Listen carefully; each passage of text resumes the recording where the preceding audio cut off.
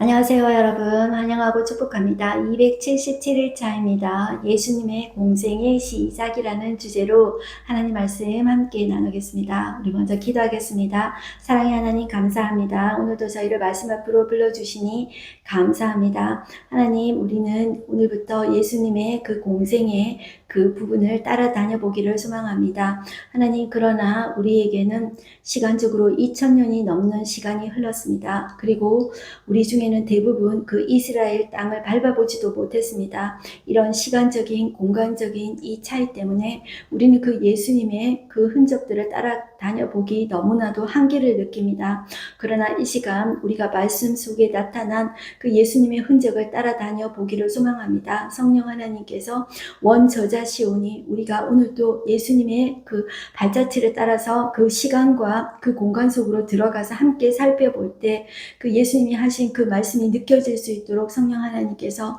온전히 다스리고 주장해 주십시오. 우리가 평생 예수님 믿으면서 한 번도 그 예수님의 공생에 하나하나 한 걸음 한 걸음 구체적으로 따라다녀 보지 못한 사람들이 대부분입니다. 하나님, 오늘부터 우리는 예수님의 그 공생에 시작부터 따라다녀 보기를 소망합니다. 하나님의 말씀이 들려질 수 있도록 성령 하나님께서 온전히 말씀해 주시고 하나님, 우리에게 그 하나님의 마음이 느껴질 수 있도록 주장해 주십시오. 예수님의 이름으로 기도드렸습니다. 아멘. 네, 오늘부터 우리는 그 예수님의 공생애를 시작해 보겠는데요. 제가 기도한 대로 우리에게는 한계가 있습니다. 왜냐하면 2000년이 넘는 시간이라는 한계와 그리고 저도 못 가봤는데요. 이스라엘 땅을 대부분 못 가보지 않았습니까? 그렇기 때문에 뭐라고 하는데 너무너무 차이가 나는 거예요. 내가 우리 동네도 다 모르는데 우리가 사는 서울도 다 모르는데 여러분들 무슨 동도 다 모르는데 어떻게 알겠습니까? 그렇지만 우리가 조금만 노력을 하면 됩니다.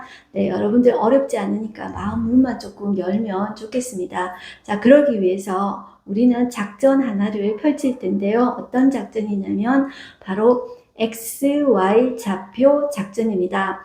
여러분들, 그러면 내가 학교 다닐 때 수학 엄청 싫어했는데 갑자기 무슨 성경 말씀 나누는데 XY 좌표냐 이렇게 생각할 수 있는데요. 여러분들, 이 XY 좌표 전혀 어렵지 않습니다. 자, 요거는 뭐냐 하면 이제 마음만 열시면 됩니다. 이 X 좌표라는 것은 뭐냐 하면 예수님의 공생애를 우리가 보통 3년이라고 하거든요. 그런데 무엇을 기준으로 3년이냐 하면 6월절을 기준으로 해서 3년이 되는 거예요. 그런데 여러분들, 만 3년이 되려면 6월절이 3번 있으면 3년이 안 돼요. 자, 제가 한번 보세요. 6월절 요게 바둑돌이라고 생각해 보고, 자, 여기 3번, 6월절이 3번 있다 그러면은, 자, 1년, 2년밖에 안 되는 거예요. 그래서, 자, 공생이가 3년 되려면 6월절이 4번 있어야 되는 거예요. 한 번, 1년, 2년, 3년, 요렇게 4번이 있어야, 자, 3년이 되는 거예요. 그래서 우리는 이 시간적인 틀을 6월절을 기준으로 해서 6월절 4번의 바둑돌을 둘 것입니다. 그리고 공간적인 장소로는 여러분들 전혀 어렵지 않습니다. 자, 우리나라는 여러분들 대부분 옛날엔 지방 출신이 많지 않습니까? 저도 이제 경상도 출신인데요. 자, 이 이스라엘 지역은 제가 구약할 때도 했지만 우리나라 충청도 땅이나 강원도 땅 정도밖에 되지 않습니다. 그래서 도라고 이야기할 때 크게 3개 정도만 생각하면 되는데, 자, 갈릴리도, 중간에 사마리아도, 자, 제일 밑에 유대도, 요 3가지만 생각하면 됩니다. 그런데 중간에 사마리아는 이 사람들이 이제 섞인 사람들이기 때문에 이 유대인들이 상종을 하지 않아요. 그래서 이 지중해 쪽으로 이쪽으로 돌아가든지 아니면 요단강 이쪽에 있는데 이쪽으로 돌아가든지 하는 거예요. 그래서 대부분 어떻게 나오냐면 갈릴리 윗지방 아니면 자, 아래 유대도밖에 안 나오는 거예요. 자, 갈릴리냐 유대도냐 이렇게 생각하시면 돼요. 자, 그런데 도라는 개념이 큽니다. 그 안에 작은 도시들이 있어요. 예를 들어서 갈릴리 그러면 예수님이 자라나신 곳 나사렛이라는 동네가 있죠. 그리고 가장 큰 도시가 예수님이 갈릴리 사역의 베이스 캠프로 삼으신 동네, 자, 그곳을 성경에는 본 동네라고 하고 있어요. 그곳을 가버나움이라고 합니다. 자, 거기가 제일 큰 도시고, 그리고 오병이어를 일으키신 벳세다 그 정도 나옵니다. 그리고 사마리아에는 뭐 수가성 여인, 요한복음 5장에 나타난 4장에 있는 그 정도 나오고요. 그 다음에 유대는 가장 아래 예루살렘 수도가 있고 그 밑에 예수님 태어나신 베들레헴. 그 정도로만 아시면 되는 거예요. 크게는 어떻게 유대도 아래 예루살렘 수도가 있는, 그리고 위에는 갈릴리도, 그 안에 나사렛, 가버나움, 벳세다, 한 요 정도만 여러분들 아시면 된다는 거예요. 그래서 우리는 어떤 것을 펼치냐면, 이 갈릴리에서 유대 딱 갈 때 우리는 Y좌표 이동, 위에서 아래로 Y좌표 이동, 또 유대에서 갈릴리로 갈 때 Y좌표 이동, 이런 식으로 해서 왔다 갔다 그 정도로만 하는 거예요. 그러니까 여러분들, 우리는 많으면 헷갈려서 못해요. 그런데 갈릴리냐 유대냐 장소 두 가지밖에 없어요. 여러분들, 사마리아는 조금밖에 안 나온다 그랬죠. 두 가지만 생각하면 되니까 전혀 어렵지 않아요. 다시 한번 해볼게요. 이 X축은 6월절 4개 바둑돌 하나 둘 셋 넷 4개 딱 둔다 생각하시는 거예요. 시간적인 순서대로 딱 하고 예수님이 4번째 6월절 때 6월절 어린 양으로 십자가 차용되시는 거예요. 그리고 장소는 위에 갈릴리 아니면 밑에 유대, 왔다 갔다 그 정도밖에 안 돼요. 그래서 장소를 움직일 때는 제가 Y좌표 이동 이런 용어를 쓸 거예요. 이런 용어는 우리 여기 이제 어성경이 읽어지는 프로그램에서만 쓰는 거예요. 다른 장소에서는 쓰는 것이 아닙니다. 이것은 이단에서 쓰는 것이 아니라 여기에서만 쓰는 용어이기 때문에 그렇게 이제 알아두시면 좋겠습니다. 그래서 우리는 오늘 어떤 것을 하냐면 예수님의 공생에 시작하면서 예수님은 세례 받으면서 시작하시고요. 처음에 세례 받으시는 것과 그리고 40일 시험을 받으시고요. 다시 예수님은 이 세례 요한의 세례 받으시는 장소에 가서 세례 요한의 제자들을 예수님의 제자로 흡수하십니다. 그때 제자들이 5명이 예수님의 제자로 따라오게 되죠. 그들과 함께 다시 이제 갈릴리로 같이 올라가서 첫 번째 표적인 가나 혼인잔치를 이제 참석하는 것이 오늘 스토리의 전부라고 보시면 되겠습니다. 그래서 한번 따라가 볼 텐데요. 오늘 또 이제 사복음서를 조금 왔다 갔다 해요. 그렇지만 전혀 어떤 논리적인 흐름 없이 왔다 갔다 하는 것이 아니라 주제가 있습니다. 첫 번째, 예수님의 공생의 시작은 무엇부터 시작하냐면 세례 요한에게 세례 받으심으로 시작하는 것입니다. 세례는 제가 무엇이라고 했냐면 세례는 내가 죄인임을 인정하는 거예요. 이 유대인들은 하나님의 자녀라는 표시가 세례 받는 것이 아니고 할례 받는 것이라고 했죠. 이 세례 받는 것은 죄인임을 인정하는 거예요.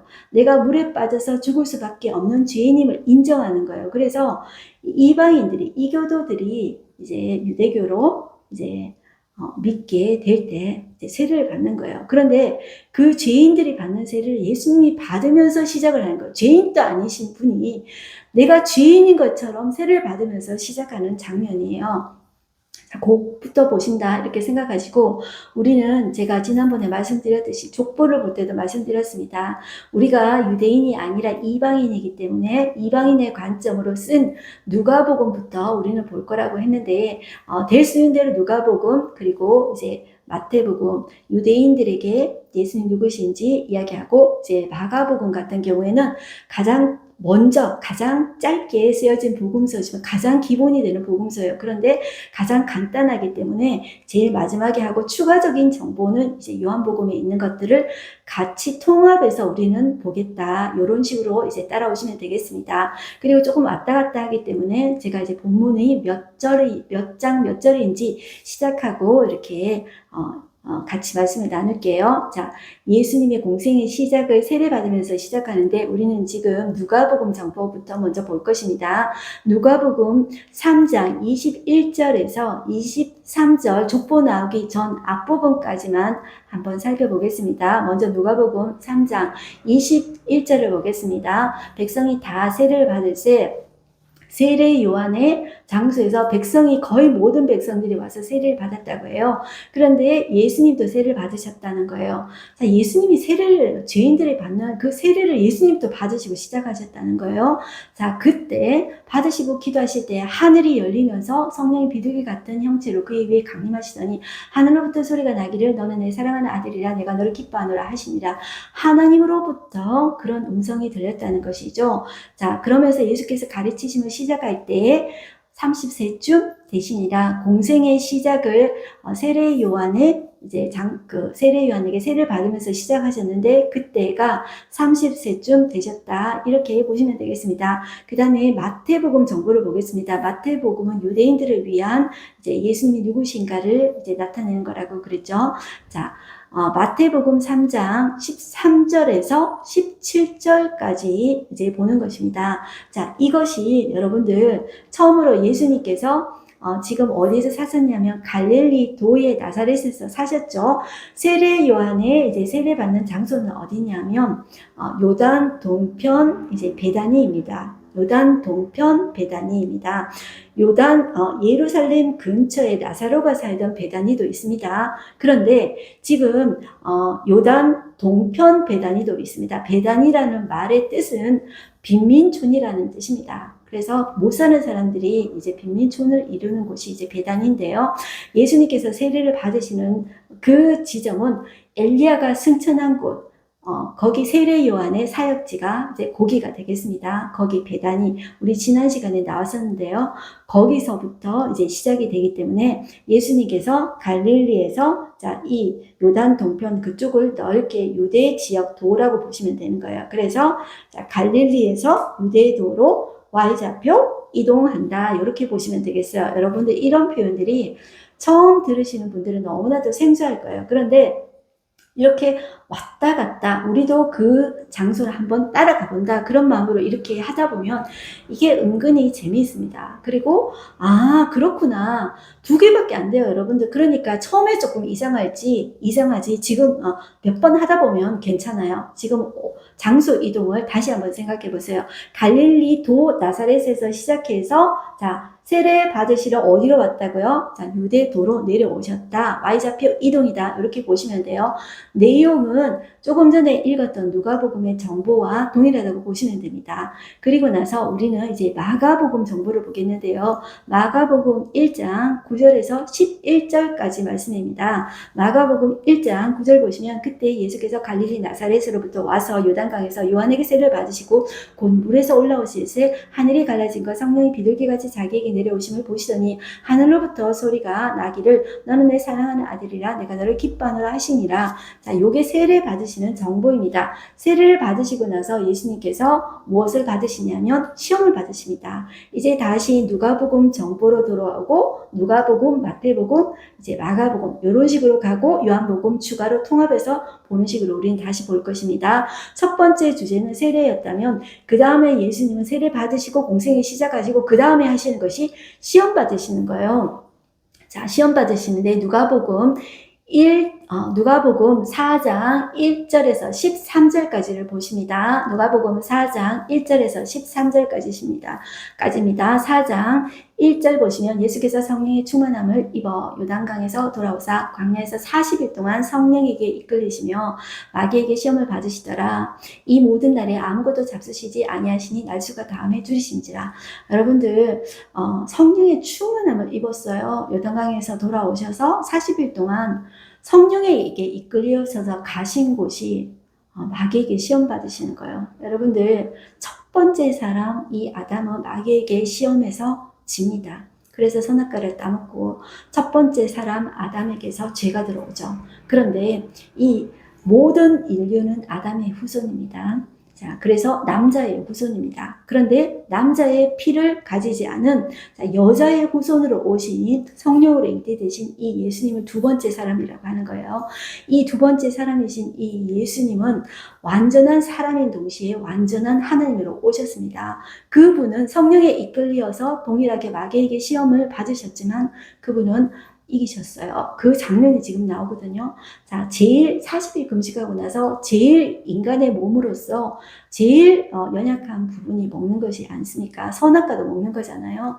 가장 약한 부분은 사탄은 너무나도 잘 알고 있습니다. 마귀하고 사탄하고 용어 정리를 잠깐 해보면 이거 같은 말이에요. 여러분들, 이 사탄은 하고 사단은 이제 같은 말입니다. 이 사탄이라고 하는데 이 사단은 이제 음력으로 한문으로 음력해서 사단이라고 하고요. 이 마귀는 같고 그 밑에 졸개가 귀신들입니다. 그렇게 이제 보시면 되고요.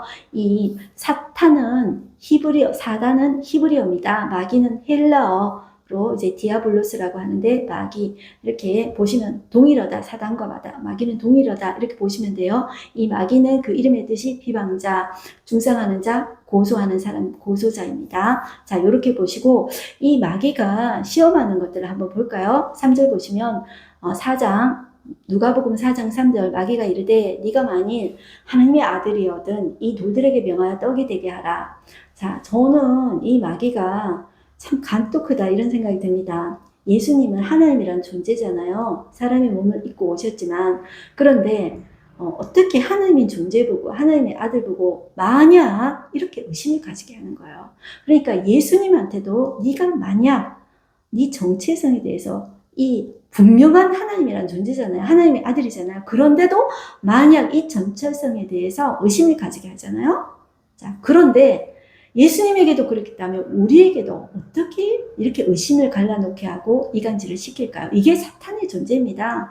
그야말로 약점을 공략하는 존재가 이 사탄 마귀입니다. 자, 가장 약한 틈 40일 금식 후에 먹는 것 가지고 공격하죠. 이 돌들에게 명하여 떡이 되게 하라. 예수님은 말씀으로 이기십니다. 기록된 바 사람이 떡으로만 살 것이 아니라 하느니라. 자, 이게 말씀에 다 나옵니다. 신명기 8장 3절에 나온다고 기록되어 있죠. 자, 포기하지 않습니다. 5절 마귀가 또 예수를 이끌고 올라가서 순식간에 천하만국을 보이며 자, 이 선악과 따먹을 때도 보암직하기도 하고 먹음직스러웠다고 하죠. 그 인간의 본능을 자극하는 것입니다. 자, 보이며 자 이르되 이 모든 권위와 영광을 내가 네게 주리라. 이것은 내게 넘겨준 것이므로 내가 원하는 자에게 주노라. 이 천하만국이 다 자기 것인 것처럼 자 네가 내게 절하면 내가 너에게 넘겨줄 것이다. 이렇게 이야기하죠.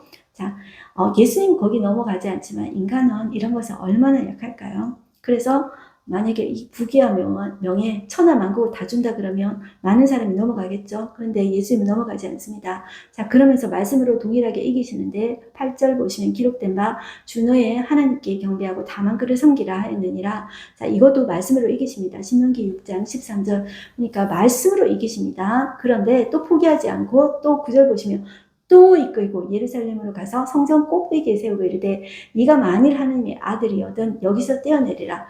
또 하나님의 이 하나님 존재 보고 또 만일 하나님의 아들이거든 이렇게 정체성을 시험합니다. 그래서 여러분들 내가 내 정체성을 이렇게 흔들 때 이것은 사탄이 하는 거구나. 사탄이 예수님에게도 그렇게 했구나. 그런데 우리에게도 오죽이 나을까? 너 하나님의 자녀야? 아니야. 너 이렇게 실수 많이 하고 죄 저질렀는데 그러면 하나님도 너 싫어하셔. 이렇게 여러분들 자꾸 이간질을 시키는 것입니다. 하나님과 우리 사이를. 그런데 하나님은 그런 분이 아니십니다. 자, 이렇게 하는데 예수님은 또 말씀으로 이기시는, 사탄은 또 이렇게 말씀으로 이번에도 공격합니다. 10절 보시면 기록되었을 때 하나님이 너를 위하여 그 사자들을 명하사 너를 지키게 하시리라 하였고 또한 그들이 손으로 너를 받들어 내 발이 돌에 부딪히지 않게 하시리라 하였느니라. 이 사탄도 말씀을 이용하죠. 그런데 예수님께서 또 말씀으로 이야기합니다. 주 너의 하나님을 시험하지 말라 이렇게 말씀으로 물리치십니다. 자, 그런데 13절 보시면 마귀가 모든 시험을 다한 후에 얼마 동안 떠나니라. 자, 예수님도 시험하신 후에 얼마 동안 떠났대요. 얼마나 그 빈틈을 공략하면서 공격했으니까. 자, 여러분들 예수님이 이런 생각하지 않습니까? 예수님은 하나님이시니까 시험 안 받으셔도 되잖아요. 그런데 여러분들 인간으로서 그 시험을 다 겪어내신 거예요. 만약에 예수님이 신적인 능력으로 그 시험 패스하고 신적인 능력으로 질병, 가난, 인간의 모든 문제 신적인 능력으로 안 당해버리면은 십자가 질 자격이 안 되는 것입니다. 그런데 예수님은 인간으로서 모든 인간의 생사, 화복과 고뇌와 아픔들을 죄로 인한 그 모든 고통을 다 겪어내신 분이십니다. 자, 그렇게 시험을 받으셨다 보시면 됩니다. 이것이 누가복음 정보고요. 이제 마태복음에도 조금 더 짧게 나와 있습니다. 그래서 내용은 동일하기 때문에 여러분들 보시면 됩니다. 마태복음 4장 1절에서 11절까지 보시면 됩니다. 4장 1절만 한번 보시겠습니다. 그때 예수께서 성령에게 이끌려 마귀에게 시험을 받으러 광야로 가서 40일을 밤낮으로 금식한 후에 줄이신지라. 3절 시험하는 자가 나오죠. 이 시험하는 자가 마귀입니다. 5절을 보면 이에 마귀가 예수를 거룩한 곳으로 데리고 갔다 이렇게 나오죠. 그 시험하는 자가 마귀예요. 그러니까 하나님의 그 테스트는 여러분들 우리를 트레이닝 시키는 거예요. 그런데 마귀는 어쨌든지 우리를 떨어뜨려 가지고 낙심하게 해서 하나님 믿지 못하게 하는 것이 그의 목적입니다. 어쨌든 예수 믿는 사람 예수 믿지 못하게 하는 것이 그의 목적이라는 것이죠. 자, 그렇게 보시면 되고요. 이제 마가복음 정보는 마가복음은 항상 짧게 간결하게 썼다고 그랬죠.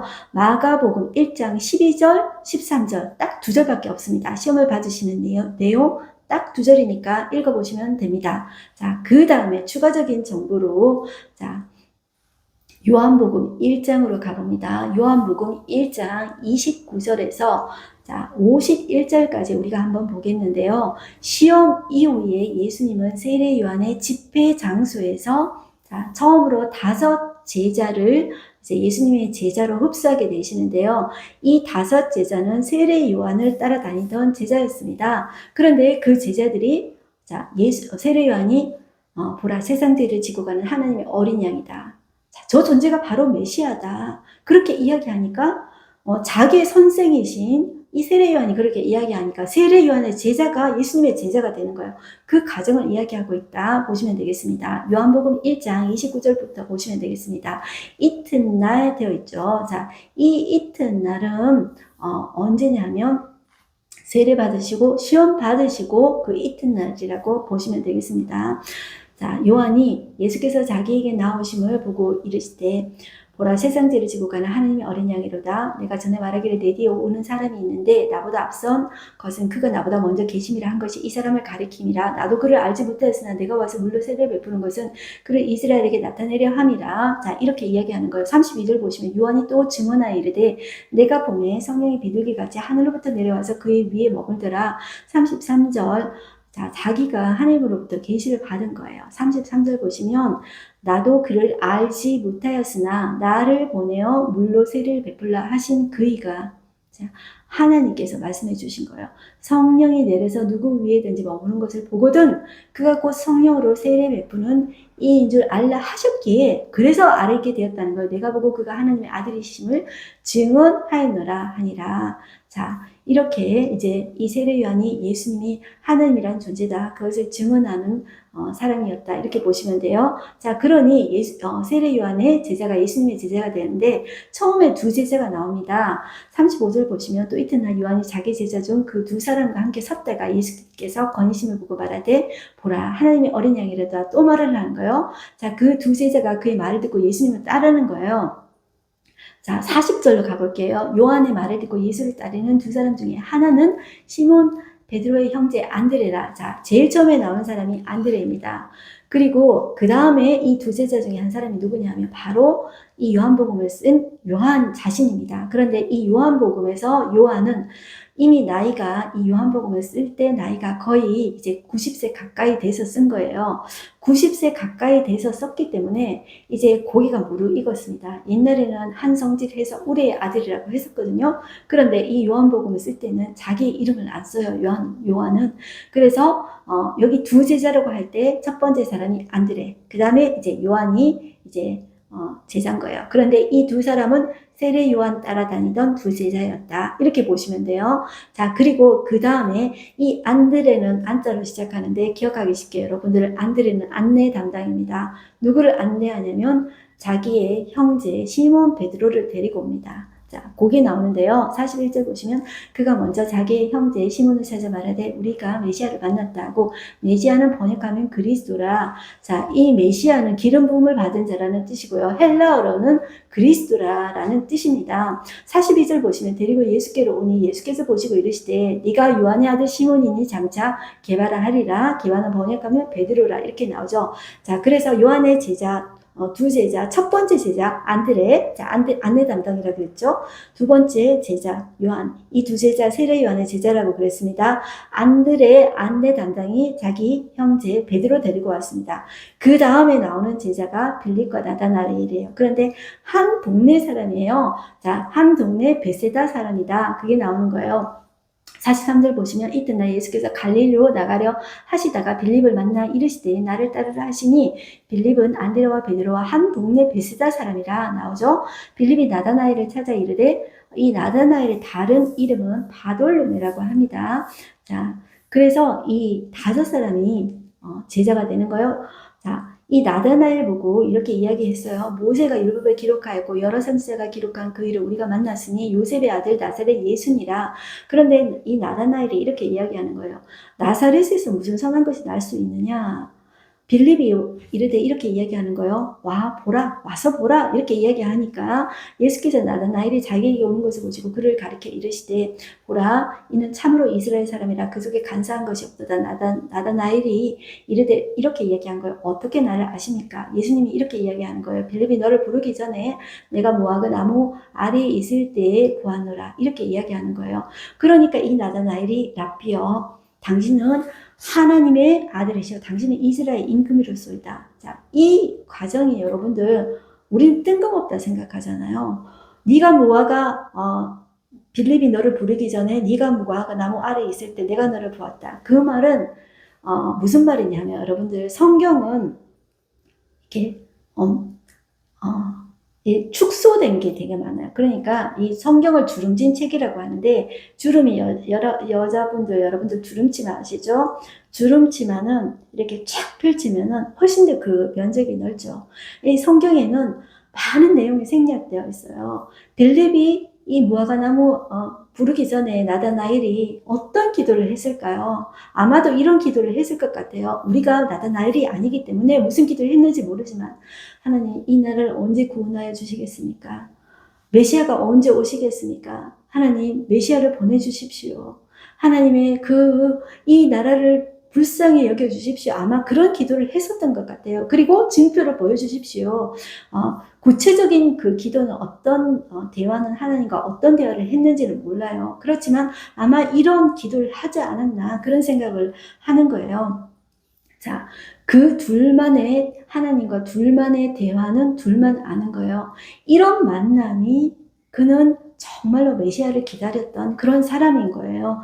자, 그래서 여러분들 그 구체적인 대화는 하나님 나라 가서 우리가 나다나엘한테 물어보면 되겠죠. 그런데 그 예수님의 대답을 듣고 당신이 정말로 하나님이란 존재군요. 당신이 정말로 메시아군요. 이렇게 고백을 하는 거예요. 자, 그래서 이 빌립과 나다나엘 또 예수님의 제자가 되는 거예요. 그래서 이 5 제자 다시 한번 해볼까요? 자, 안드레 안내 담당, 요한복음 쓴 사람, 그리고 안드레 안내 담당이 자기 형제 베드로 데리고 왔습니다. 그리고 한 동네 사람 빌립과 나다나엘, 이렇게 요한의 5 제자가 바로 예수님의 제자가 됩니다. 자, 이 5 제자와 함께 어디로 갈 거냐 하면 예수님이 벌써 이제 세례 요한의 세례 받으심으로 공생애를 하시잖아요. 그런데 그때 오기 전에 이미 예수님의 어머니 마리아가 자, 이때쯤 혼인잔치가 있을 것이다 이렇게 이야기를 했던 것 같아요. 아니면 중간에 자, 기별을 넣었던 것 같아요.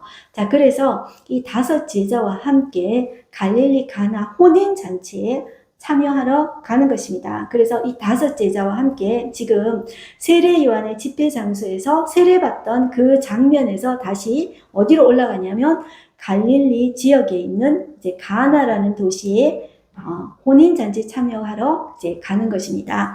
자, 그렇게 Y좌표 이동한다. 이렇게 보시면 되겠습니다. 자, 그렇게 보시고 이제 요한복음 2장 1절에서 11절까지는 가나의 혼례 잔치가 있던 곳입니다. 2장 1절 보시면 자, 사흘째 되던 날입니다. 그리고 나서 이제 5제자 만들고 나서 사흘째 되던 날에 갈릴리 가나에 혼례가 있어서 이제 거기에 가신 것입니다. 그리고 예수와 그 제자들도 혼례의 청함을 받았습니다. 그런데 3절 보시면 포도주가 떨어졌어요. 자, 이 가나의 혼례 잔치가 예수님께서 일으키신 첫 표적이라고 하는 거거든요. 표적이라는 것은 요한복음에만 나오는 단어입니다. 다른 데는 그냥 기적이라는 단어를 써요. 예수님께서 쓰신 것을. 그런데 요한복음에만 표적이라는 것을 씁니다. 이 표적을 영어로는 사인이라고 하는데요. 이것은 무엇을 말을 하냐면 이 사인이라는 것은 무언가를 가르치는 거예요. 무엇을 가르치는 거냐면 이 요한은 예수님이 바로 하나님이시라는 것을 가르치고 싶었던 거예요. 그것이 사인인 거예요. 첫 번째 물로 포도주로 만드신 이 가나의 혼례 잔치가 예수님께서 하나님이라는 것을 첫 번째 이야기하는 사인이다. 이렇게 보시면 돼요. 그런데 그 첫 번째 표적, 그 사인은 무엇에서 시작됐냐면 포도주가 떨어진 것에서 시작되었습니다. 여러분들, 하나님의 기적, 예수님의 이 기적은 무언가 결핍, 부족한 상태에서 일으키신 것입니다. 여러분들, 우리는 모든 것이 풍족해 되기를 원치 않습니까? 모든 것이 풍족해진 상태에서는 기적이 일어날 수 없어요. 여러분들, 부족하고 결핍한 상태, 그러니까 정말 내가 바닥인 상태, 그 상태에 예수님께서, 하나님께서 하실 일만을 바라볼 때 기적이 일어날 수가 있는 것입니다. 그 현장 가운데서 자, 기적이 일어났죠. 자, 그런데 예수님의 어머니가 포도주가 없다 하니까 예수님이 여자여 나와 무슨 상관이 있나이까 했던 말 아시죠? 그런데 이 여자여라는 말은 어머니를 하대하는 말이 아니라 이 여자여라는 말도 그 당시 존칭이다. 이렇게 보시면 되겠습니다. 자, 그러니 이 마리아는 이렇게 이야기했다는 거죠. 하인들에게 너에게 무슨 말씀을 하시든지 그대로 하라 이렇게 하는데, 자, 예수님이 명령했죠. 정결 의식을 따라 두세 통 드는 돌 항아리 6이 놓였는데 이제 물을 채우라 하고 아기까지 채워서 이제 연회장에 갖다 주라 하셨는데, 이 연회장이 물로 된 포도주를 맛보고 어디서 나는지 알지 못하되 물동은 하인들은 알더라 이렇게 이야기했죠. 이 정결 의식이라는 것은 유대인들은 이제 그 손을 씻는 거예요. 손 씻는 물이에요. 손하고 발하고 씻는 그 물을 자, 물로 포도주를 바꾸신 이 표적의 사건이 첫 번째 표적으로 나타났습니다. 11절 보겠습니다. 예수께서 이 첫 표적을 갈릴리 가나에서 행하여 그의 영광을 나타내시며 제자들이 그를 믿으니라. 자, 제자들이 그를 믿은 것입니다. 12절 그 후에 예수께서 그의 어머니와 형제들과 제자들과 함께 가버나움으로 내려가셨으나 거기에 여러 날 계시지는 아니하시니라. 자, 여기 12절 중간에 보시면 어디로 가셨냐면 예수와 그의 어머니와 형제들이 가버나움으로 내려가셨지만 여러 날 계시지 않으셨다 이렇게 이야기하죠. 여기서 우리는 그냥 지나칠 수 있지만 이 가버나움은 이 갈릴리 사역의 본 동네 베이스 캠프가 됩니다. 예수님이 자라나신 곳 이 나사렛은 예수님이 이제 행하신 그 표적과 그 기사를 보고 오히려 돌로 쳐서 죽이려고 했거든요. 거기서 사역을 하실 수가 없었습니다. 이 가버나움은 갈릴리의 거의 수도처럼 되는 이 지역입니다. 여기에서 베이스 캠프로 하시고 갈릴리 사역의 이제 본거지가 되어서 사역을 시작하시는 거예요. 그래서 예수님의 가족, 제자들과 함께 가셨는데 얼마 오래 있지 않았다. 이것은 앞으로 갈릴리 사역 본거지에 부동산을 보러 가셨다. 거기에서 어디에 머물까 집을 보러 가셨다. 이렇게 이제 보시면 되겠습니다. 그렇게 해서 여러분들 우리가 오늘 예수님의 이제 그 공생의 시작부터 따라다녀 보았는데요.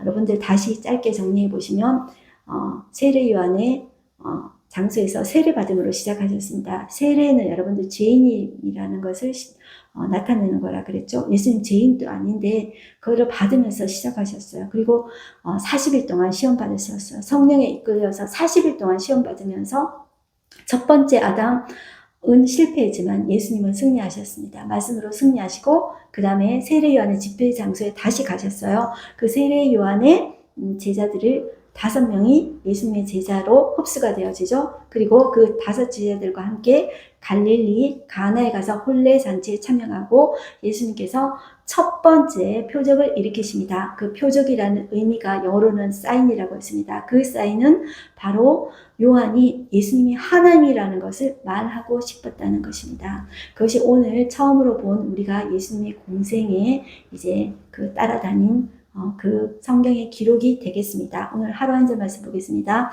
예수께서 성령의 충만함을 입어 요단강에서 돌아오사 광야에서 40일 동안 성령에 이끌리시며, 자, 이것이 오늘 하루 한 절 말씀인데요. 예수님은 정말 광야에서 40일 동안 마귀에게 시험을 받으셨습니다. 우리를 구원하시기 위해서 그것을 온전히 이루기 위해서 성령에 이끌리시어서 시험을 받으셨습니다. 이 아담은 실패했죠. 그래서 죄가 들어옴으로 우리가 하나님에게서 끊어지고 사망이 들어오게 되었잖아요. 그렇지만 두 번째 아담인 이 예수님은 승리하셨습니다.